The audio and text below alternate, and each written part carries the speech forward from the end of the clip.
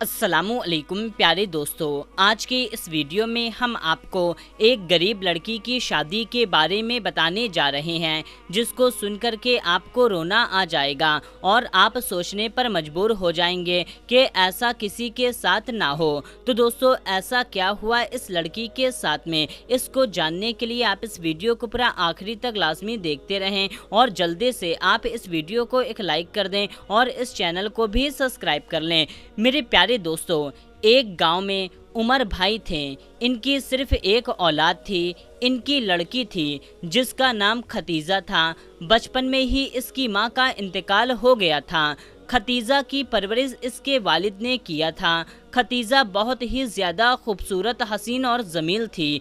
इसकी छोटी उम्र से ही इसके लिए शादी के लिए बहुत रिश्ते आते थे, लेकिन इसके वालिद उमर भाई सबसे यही कहते थे, मेरी बेटी अभी बहुत छोटी है, जब 20 साल की होगी तभी इसकी शादी करेंगे।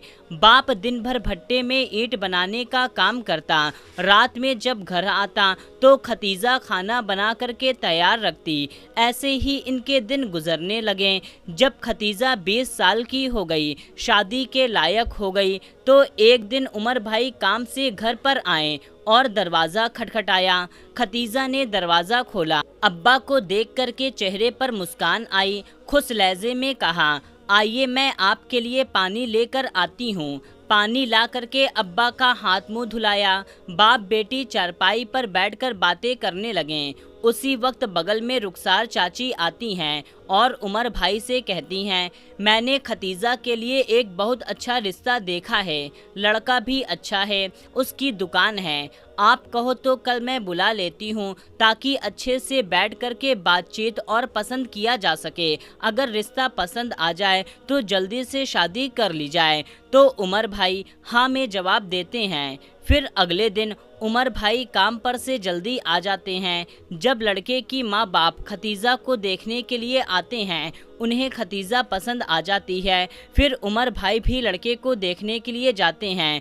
उनको भी लड़का पसंद आ जाता है। लड़के का नाम उबैद होता है। खतीजा और उबैद का रिश्ता पक्का हो जाता है।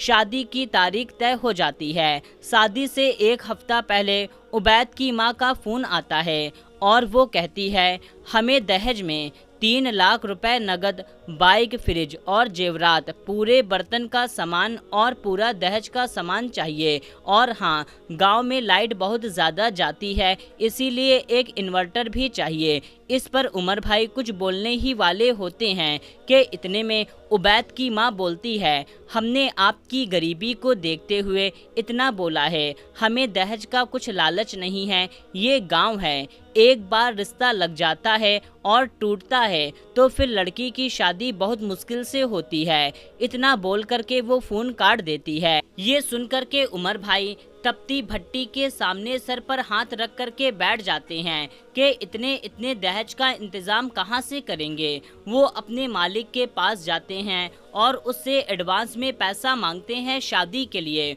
उनका मालिक बहुत अच्छा होता है। उनके इस हालत को देखते हुए उनको पैसे दे देता है। फिर वो जैसे तैसे अपना खेत बेच करके सारे दहेज का सामान उनके मुताबिक खरीद लेते हैं। फिर बारात का दिन आ जाता है।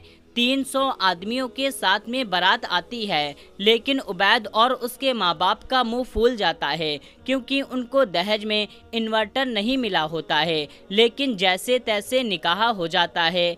विदाई जब घर पहुंच चुकी होती है, पहली रात में उबैद गुस्से में आता है अपने कमरे में और खतीजा पर चिल्लाते हुए कहता है, अगर तेरे बाप ने इन्वर्टर दिया होता तो आज हम इस गर्मी को नहीं झेल रहे होते। देख कितना पसीना आ रहा है, कितनी ज़्यादा गर्मी लग रही है। इतने पर खतीजा रोने लगती है और उबैद पलंग पर लेट जाता है और खतीजा से कहता है, ये लो पंखा, इतनी गर्मी में मुझे जब तक मैं सो ना जाऊं तब तक इसको झड़ती रहना। एक काम करो, तुम मेरा पैर भी दबाती रहना। खतीजा शादी के जोड़े में हाथों में मेहंदी लगाए हुए, आंख में आंसू लिए हुए, एक हाथ से पैर दबाती है और एक हाथ से पंखा झड़ती है। सारी रात ऐसे ही बीत जाती है। सुबह जब उसकी आंख लगने ही वाली होती है कि उबैद उड़ जाता है और उसके साथ में अपनी पहली पहली रात मनाता है। उसके बाद में जब उसकी आंख लगती है तो इतने में उसकी सास उसे जगाने आ जाती है और उसे 4 बातें सुनाती है। इतना ही नहीं बल्कि सभी रिश्तेदारों के सामने उसे जलील करती है, ताने मारती है। इसके बाद में इन्वर्टर और कुछ सामान न मिलने की वजह से ये सिलसिला चलता रहता है। इन लोगों ने खतीजा से शादी सिर्फ दहेज पाने के लिए और नौकरानी बनाने के लिए ही किया था, क्योंकि उबैद पहले से ही शादीशुदा था और इसके 2 बच्चे भी थे। जब ये बात खतीजा को मालूम चलती है तो वो एकदम परेशान हो जाती है और अपने बाप से बात करने के लिए बहुत परेशान रहती है, लेकिन उसके ससुराल वाले उसे बात नहीं करने देते। उससे दिन रात घर का काम करवाते हैं और छोटी सी भी गलती पर उसको बहुत मारते पीटते हैं।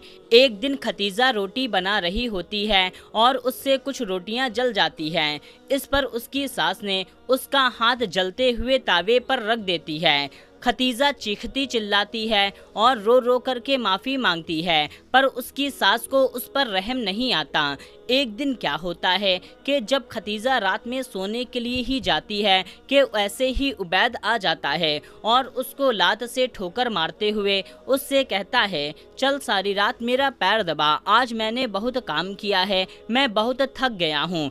इस पर खतीजा बैठ करके सारी रात उसका पैर दबाती है और पंखा झड़ती रहती है। एक दिन खतीजा को उबैद का मोबाइल मिल जाता है और वो फौरन मोबाइल लेकर के बाथरूम में चली जाती है और फौरन अपने अब्बा को फ़ोन लगाती है। अपने अब्बा को रो करके सारा वाकया बताती है कि उसके साथ में क्या हुआ और उबैद से पहले से ही शादीशुदा है। ये सुनते ही उसके बाप के पैरों के नीचे से ज़मीन खिसक जाती है और वो आग बबूला हो जाता है। इतना ही सुनना था। फिर उसके बाद में उबैद भाई अपने मालिक के पास जाते हैं और उसको सारी बात बताते हैं। अपने मालिक को साथ में लेते हैं और गांव के सरपंच को साथ में लेते हैं और पुलिस वाले को साथ में ले करके खतीजा के ससुराल पहुंच जाते हैं, यानी कि उबैद के घर पहुंच जाते हैं। फिर उसके बाद में उनके नाम पर रिपोर्ट लिखवाते हैं, जिस पर पुलिस उबैद और उसकी मां को गिरफ्तार कर लेती है और उन पर मुकदमा चला देती है, जिससे उबैद और उसकी मां को जेल हो जाती है।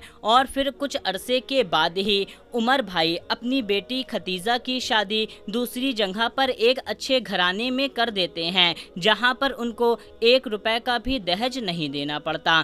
तो मेरे प्यारे दोस्तों, ये थी आज की कहानी। इस कहानी से एक सबक सीख ये मिलती है कि कहीं पर कोई भी अगर दहेज की डिमांड या पैसे की डिमांड करे तो उस जगह पर शादी हरगिज़ नहीं करनी चाहिए। तो मेरे प्यारे दोस्तों, ये कहानी आपको कैसी लगी कमेंट करके हमें ज़रूर बताएं और इस वीडियो को जितना ज़्यादा हो सके उतना ज़्यादा और भी लोगों तक शेयर कर दीजिए।